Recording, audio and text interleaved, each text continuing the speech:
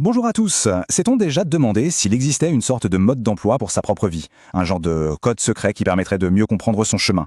Eh bien aujourd'hui, on plonge dans un système millénaire absolument fascinant qui prétend être exactement ça, le Bazi, l'astrologie traditionnelle chinoise. Cette phrase, elle résume parfaitement l'idée. On ne parle pas de prédictions vagues, mais des clés d'un code qui permet de lire notre ADN natal. C'est une image très forte, hein. Ça suggère que toutes les infos sont déjà là, en nous, et qu'il suffit de les décrypter. Bon, alors entrons dans le vif du sujet. Pour vraiment comprendre la puissance du Bazi, il faut faire un petit voyage dans le temps, parce que ses origines sont, disons, assez exclusives et mystérieuses. Et l'histoire est juste incroyable. Imaginez, le Bazi est le fruit de plus de 5000 ans d'observation des cycles de l'univers par des sages. Et ce n'était pas du tout un savoir pour le commun des mortels, non. Dans la Chine impériale, c'était l'outil secret, le domaine réservé des empereurs. C'était un savoir si puissant, si protégé, que le simple fait de divulguer la carte du ciel de l'empereur, c'était la peine de mort, direct. Ce n'est que très récemment que ce code a commencé à filtrer vers l'Occident. Allez, passons au cœur du système. C'est quoi le Bazi, exactement? Et que veut dire cette histoire de 4 piliers?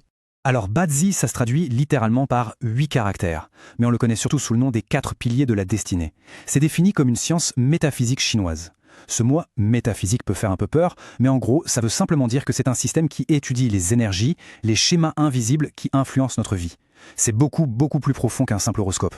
Pour bien comprendre son utilité, il y a une analogie qui est géniale.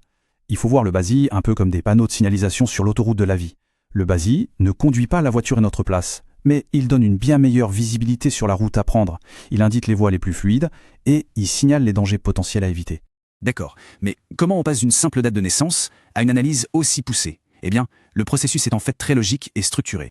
Alors, tout commence avec la date de naissance complète, l'année, le mois, le jour et surtout l'heure. À partir de ça, un praticien va calculer les fameux 4 piliers. Ensuite, chaque pilier est traduit en un duo. Un des 5 éléments, le bois, le feu, la terre, le métal ou l'eau, et un signe du zodiaque chinois. Et c'est là que ça devient crucial. On analyse comment tous ces éléments interagissent entre eux. Le but ultime de tout ça, comprendre ces dynamiques pour créer ou retrouver un équilibre. Et ce concept d'équilibre, c'est vraiment la clé de tout. Prenons un exemple concret. Une carte avec beaucoup d'éléments feu, mais qui manque cruellement d'eau. Ça pourrait indiquer une personne hyper passionnée, charismatique, mais qui a aussi tendance à s'épuiser, à foncer dans le tas ou à avoir des conflits un peu impulsifs. L'analyse Bazi, dans ce cas, va chercher à identifier ce schéma et à suggérer des moyens de rajouter de l'eau dans sa vie. Ça peut être par des activités apaisantes, des choix de carrière plus stratégiques, bref, de quoi créer une vie plus harmonieuse. Bon, la théorie c'est bien beau, mais concrètement, au quotidien, à quoi ça sert? C'est là que le Bazi devient un véritable outil de navigation super pratique pour la vie tous les jours. La question est simple au fond. Pourquoi est-ce qu'on irait demander une analyse Bazi? Eh bien, les réponses sont super variées et touchent à quasiment tous les domaines importants de notre existence. Côté professionnel, par exemple, une analyse peut aider à identifier les branches ou les métiers qui nous sont les plus favorables, à choisir un poste qui colle vraiment à nos compétences, ou même à déterminer le bon moment pour demander une promotion ou pour changer de boîte. C'est aussi un super outil pour analyser la compatibilité avec des associés avant de se lancer en affaires. Passons aux relations, un domaine où le Bazi est énormément utilisé. Il s'agit de comprendre sa propre façon d'aimer, de découvrir la compatibilité amoureuse avec un partenaire ou de mettre le doigt sur les raisons pour lesquelles certaines relations ne tiennent pas la route.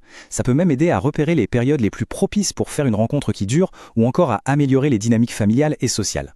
Et au-delà de ça, le Bazi est un guide pour les grandes décisions. Il peut aider à clarifier sa mission de vie, à mieux orienter un enfant ou un ado vers la réussite, à mieux comprendre sa propre santé. Et il y a ce truc du timing qui est essentiel. Choisir les dates optimales pour des événements clés comme un mariage, le lancement d'une entreprise ou même le début de travaux importants. C'est vraiment de la stratégie de vie. On arrive à la fin de cette exploration. Et tout ça, ça nous amène forcément à une question fondamentale. Finalement, quelle est la part de la destinée et quelle est la part de nos propres décisions? Et c'est là que tout s'éclaire. Le but ultime du Bazi, ce n'est pas du tout de subir une destinée qui serait déjà écrite et figée. C'est tout le contraire. L'idée, c'est de recevoir les bonnes informations pour pouvoir influencer efficacement sa propre vie et pour renforcer son potentiel individuel. Il s'agit d'augmenter ses chances de réussir, tout simplement. Et donc, pour conclure, voici une petite pensée. Si on tenait entre les mains la carte de sa propre destinée, est-ce que ça changerait les choix que l'on fait tout au long du voyage? C'est une question qui nous rappelle que même avec la meilleure des cartes, c'est toujours la personne au volant qui décide de la direction. Voilà qui donne à réfléchir.